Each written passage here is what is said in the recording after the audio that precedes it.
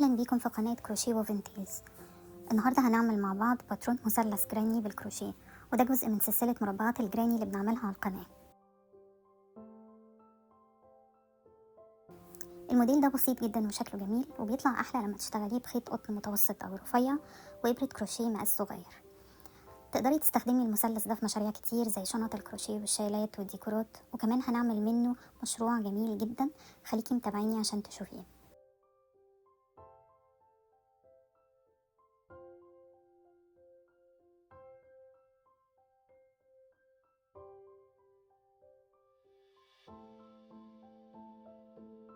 هنستخدم خيط قطن متوسط السمك وإبرة مقاس 3 وإبرة تنظيف ومقص. خدي بالك ان مقاس الإبرة يكون مناسب لنوع الخيط اللي انتي بتستخدميه. انا مستخدمة المقاس ده عشان هو ده المناسب للخيط بتاعي.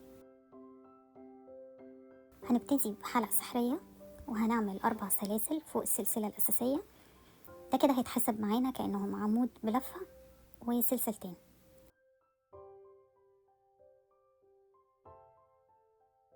بعد كده هنعمل عمود بلفة وراه سلسلتين. هنكرر المجموعة دي 5 مرات، فيبقى كده الإجمالي عندنا 6 عمود بلفة و6 سلسلتين.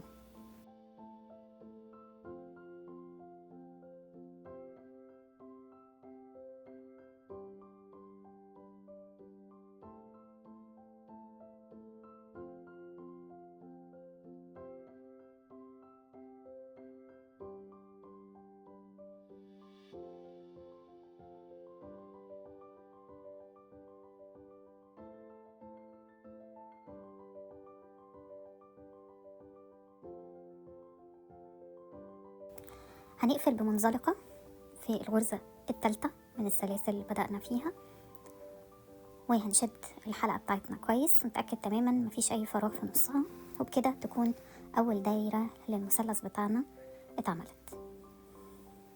هنعمل كمان منزلقة علشان نبتدي من الفراغ. دايما بنبتدي من الفراغات. في كل فراغ هنعمل غرزتين باف بينهم سلسلة وبعدهم سلسلتين. هنبدأ ازاي؟ بغرزة باف ب3 لفات، وبعدين نعمل سلسلة ونعمل غرزة الباف التانية، وبعدين نعمل سلسلتين.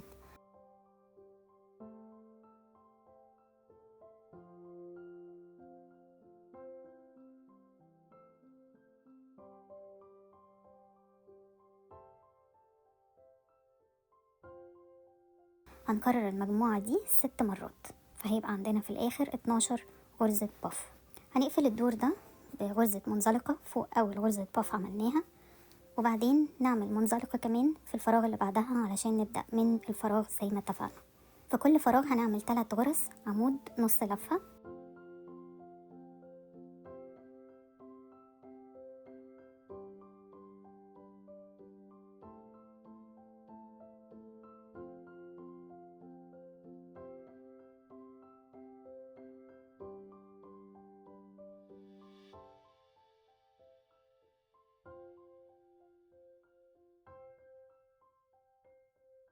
وفي آخر السطر هنقفل بمنزلقة في أول غرزة عمود نص لفة.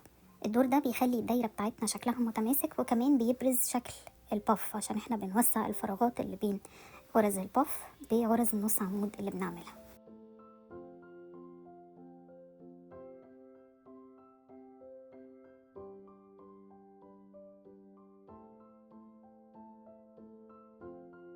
هنبدأ الدور الجديد. هنعمل 4 سلاسل، دول بيتحسبوا عمود بلفتين، وهنعمل كمان عمود بلفتين في نفس الغرزة.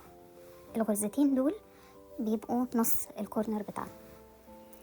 وبعدين نبتدي نشتغل الجنب الأولاني، كل جنب نشتغله بالترتيب ده: غرزتين عمود بلفة،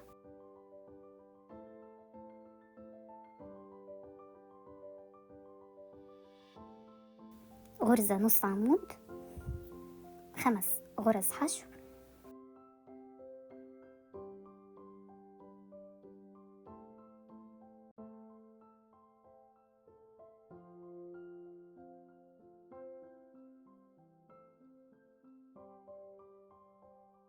وبعدين نعلى تاني فنعمل غرزة نص عمود، غرزتين عمود بلفة،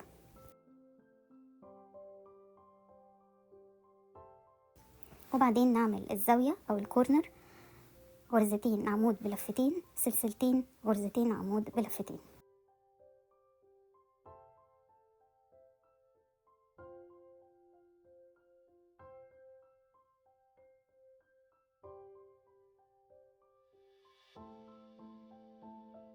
هنكرر المجموعات دي في كل جنب من ال3 جوانب بتوع المثلث.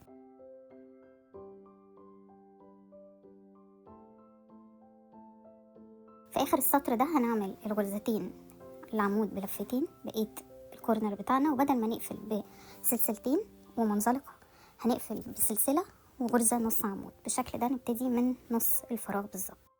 دلوقتي هنعمل اخر سطر، هنعمل غرزتين حشو في الفراغ ودول كده نص غرز الكورنر، وبعدين غرزة حشو في كل غرزة من الجوانب. في الكورنرز بنعمل غرزتين حشو، سلسلتين، غرزتين حشو.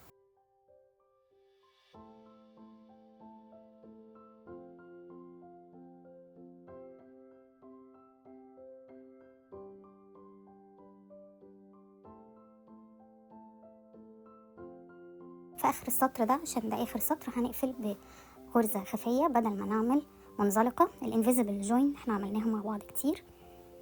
بنقطع الخيط وبنستخدم ابرة التنظيف، بندخل من تحت تاني غرزة مش اول غرزة، ونرجع تاني ندخل في نفس الغرزة اللي طالع منها الخيط عندنا.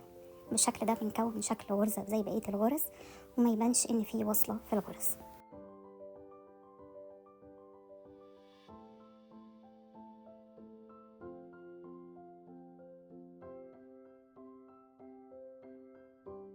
دلوقتي هنخيط طرف الخيط في ظهر الغرز بإبرة التنظيف وهنقص الأطراف بتاعته.